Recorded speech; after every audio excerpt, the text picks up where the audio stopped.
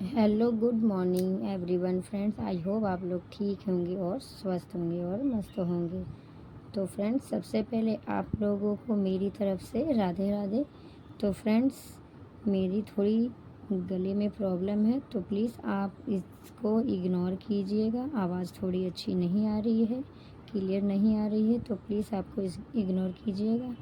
तो फ्रेंड्स, चलते हैं, आज हम अपना ब्लॉग स्टार्ट करते हैं। फ्रेंड्स, कुछ हमारी जो सिस्टर है उनका मैसेज आया था मेरे पास कि दीदी आप हमें पूजा पाठ के बारे में बताएं, और उनका 2-4 क्वेश्चन था जो मैं आप लोगों के साथ शेयर करूंगी और उनके बारे में आपको बताऊंगी। तो मैं पॉइंट अभी बता देती हूँ, उसके बाद एक एक करके सबको मैं एक्सप्लेन करूंगी। तो वीडियो तक आप बने रहिएगा और बेल आइकन को दबाकर प्रेस ज़रूर कीजिएगा फ्रेंड्स। तो हमारा सबसे पहला पॉइंट आता है, सप्ताह में हम देवी देवताओं को भोग में क्या क्या चढ़ाएं, या लड्डू गोपाल को 7 दिनों में हम किन किन चीज़ों का भोग लगा सकते हैं। फ्रेंड्स, दूसरा सवाल हमारा था, लड्डू गोपाल की सेवा हमें कैसे करनी चाहिए, बहुत ज़्यादा मेहनत है क्या लड्डू गोपाल की सेवा करने में। आप लोगों का ये भी प्रश्न है।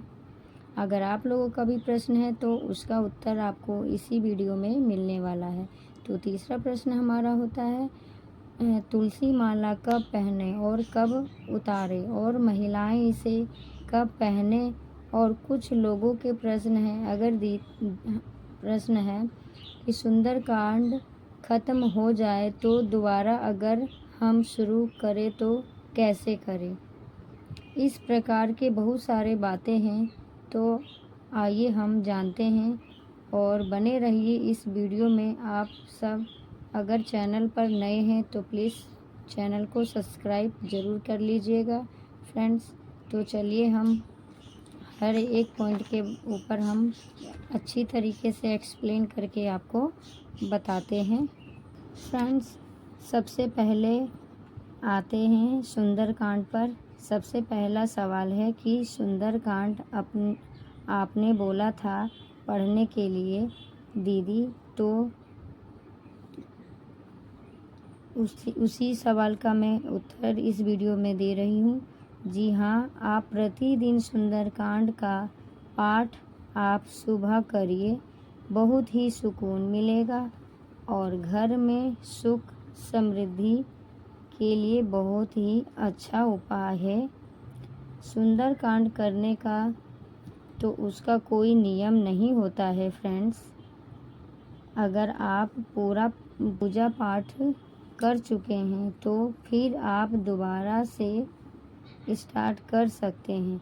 अगर आपने मान लीजिए मंगलवार या शनिवार को आपने सुंदरकांड का पाठ किया है, तो आप अगले सप्ताह फिर उसे स्टार्ट कर सकते हैं। इसके लिए उसमें कोई नियम कानून नहीं है, आप अपनी श्रद्धा के हिसाब से दोबारा स्टार्ट कर सकते हैं।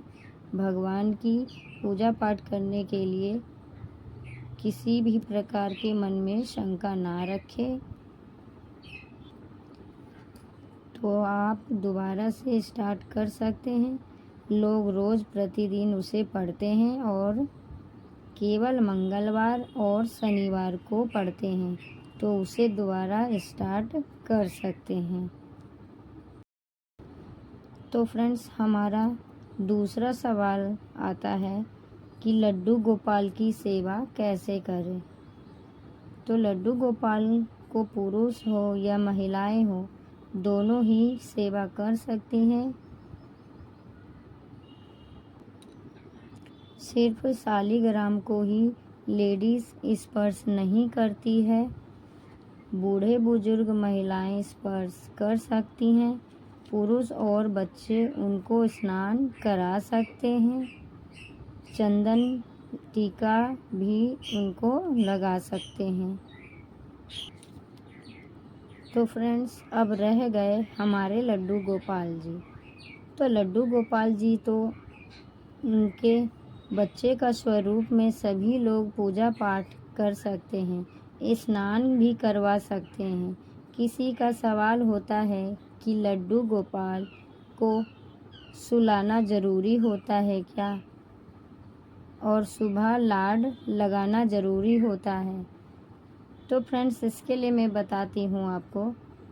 मैं आपको बताती हूँ कि आपको किसी भी प्रकार के अपने दिमाग में कोई भ्रम पैदा ना होने दे। आपको जैसे अच्छा लगता है कि उनकी सेवा कर सकते हो, तो फ्रेंड्स आप उसी प्रकार कीजिए जितना आपसे हो सकता है कि आप उनकी सेवा कर सकते हैं। आप अगर रोज़ उन्हें स्नान करवा सकते हैं तो भी आप कर सकते हैं, कोई दिक्कत नहीं है। श्रद्धा से की हुई पूजा पाठ भगवान उसे ज़रूर स्वीकार करते हैं। भगवान ये नहीं कहते हैं फ्रेंड्स कि हर रोज़ आप स्नान कराओ। आप अगर भगवान को 2 से 3 मिनट, 10 मिनट, अगर 5 मिनट, 1 घंटा भी अगर आप उनको समय देते हैं तो भी भगवान ज़रूर सुनते हैं, क्योंकि उनसे कुछ छिपा नहीं होता है। वो किसी न किसी रूप से हमारे साथ ही होते हैं और उन्हें सब पता होता है। तो आपको जैसे अच्छा लगता है आप उसी प्रकार उनकी सेवा कर सकते हैं। तो फ्रेंड्स, और बात आती है भोग लगाने की। तो आप अगर बाहर रहते हैं, हॉस्टल वगैरह में, जैसे आप स्टूडेंट हैं, आप पढ़ने के लिए बाहर गए हुए हैं और लड्डू गोपाल आपने रख रखा है घरों में, और आपके पास टाइम नहीं है उनकी रोज़ पूजा करने के लिए और भोग लगाने के लिए, तो फ्रेंड्स, जो युवक होते हैं उनका सवाल होता है कि हम बाहर हैं तो उनका भोग कैसे लगाएं।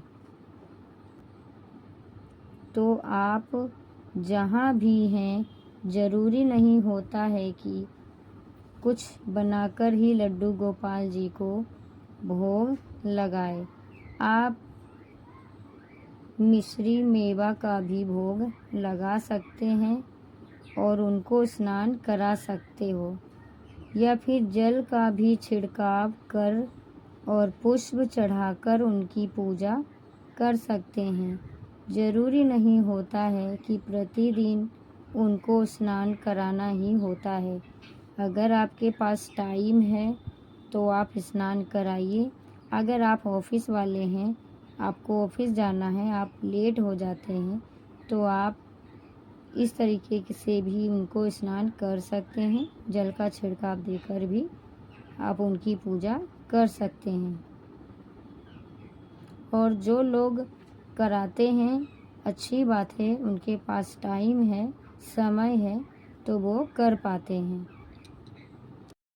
फ्रेंड्स, अब हमारा तीसरा सवाल ये आता है फ्रेंड्स कि अगर जिस दुकान में पूजा पाठ का सामान मिलता है वहाँ अगर अंडा भी मिलता है, तो क्या हम वहाँ से पूजा पाठ का सामान ले सकते हैं या नहीं। तो इसको भी मैं अच्छे से एक्सप्लेन करके आपको पूरा डिटेल में आपको बताऊंगी। आप वीडियो तक बने रहिएगा। तो फ्रेंड्स, इसके लिए होता है कि आँखों से देखा हुआ ही दोष लगता है। अगर आप दुकान में गए हैं सामान लेने के लिए, तो अगर दुकान वाला किसी को भी कुछ भी सामान दे रहा है और अंडा भी दे रहा है उसी हाथों से, और पूजा पाठ का सामान भी उसी हाथों से दे रहा है बिना हाथ साफ किए धोए, तो फ्रेंड्स ये दोष हमको नहीं लगता, ये दुकान वाले को लगता है, लेकिन आपको नहीं लगता है, क्योंकि दुकान हो या बाहर से लाई गई चीज़ों से हमें कोई दोष नहीं लगता है।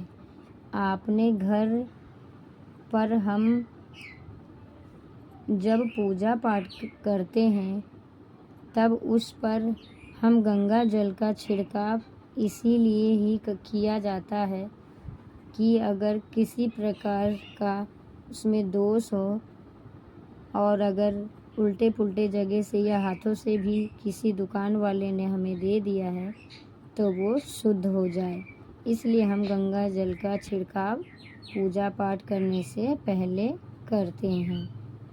तो ये शंका फ्रेंड्स आप लोग बिल्कुल ना रखें। फ्रेंड्स अब अगला सवाल हमारा आता है कि तुलसी माला तो हम लोग नहीं पहनते हैं, हमारे तरफ तो ना पुरुष पहनते हैं और ना ही महिलाएं पहनते हैं फ्रेंड्स, लेकिन कहीं कहीं तो महिलाएं भी पहनती हैं और पहनने के लिए तो मना भी नहीं कर सकती हूँ, लेकिन जब महिलाएं मासिक धर्म से होती हैं तो उसे ना ही पहने तो अच्छा रहेगा। और सबके घर का नियम भी अलग अलग होता है, तो मैं यही कहूँगी कि आप लोग भी अपने घर के नियमों के अनुसार ही चले। ज़रूरी नहीं होता है कि अगर दूसरा इंसान वो माला पहन रहा है तो हमें भी पहननी ही चाहिए। तो फ्रेंड्स इसके लिए तो मैं बस इतना ही कहूँगी। अब आता है कि हम सप्ताह में हर दिन कौन कौन सी चीज़ों का भोग लगा सकते हैं। तो इसके लिए तो मैं यही कहूँगी कि ज़रूरी नहीं होता है कि हर दिन हम भगवान को अलग अलग फल मिठाई का भोग लगाएं। अगर सोमवार का दिन है फ्रेंड्स तो आप सफ़ेद चीज़ों का भोग लगा सकते हैं, जैसे खीर मिश्री ये सब चीज़ों का लगा सकते हैं। और मंगलवार का लाल हम लगा सकते हैं। इसी प्रकार हर दिन तो अलग अलग भोग लगाते हैं लोग, पर ज़रूरी नहीं होता है कि हर दिन हम मंगलवार हो वीरवार हो शुक्र हो तो दिन के हिसाब से ही लगाएं। आपसे जितना बनता है जितना आपसे हो सकता है आप अपनी तरफ से भोग लगा सकते हैं। आप अपनी श्रद्धा के अनुसार ही सब कुछ का भोग लगा सकते हैं फ्रेंड्स। ज़रूरी नहीं होता है कि हम हलवाई के दुकान भी जाते हैं कि वो किस हाथ से बनाया होगा, उसने हाथ धोया होगा या नहीं धोया होगा।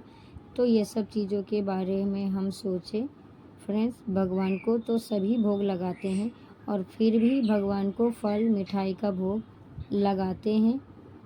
तो फ्रेंड्स ये सब भ्रम निकाल कर आप अपनी श्रद्धा से पूजा पाठ कीजिए और जितना हो सकता है आप अपनी तरफ से भगवान की सेवा करिए। तो फ्रेंड्स इस वीडियो में अगर मेरी बातें कही हुई आपको अच्छी लगी हो और ये वीडियो से आपको कुछ सीख मिली हो तो प्लीज़ लाइक सब्सक्राइब ज़रूर करिएगा और प्यारा सा कमेंट करके राधे राधे ज़रूर बोलिएगा, मुझे बहुत अच्छा लगेगा। तो फिर मिलते हैं फ्रेंड्स नेक्स्ट वीडियो में, तब तक के लिए bye bye, take care, Radhe Radhe.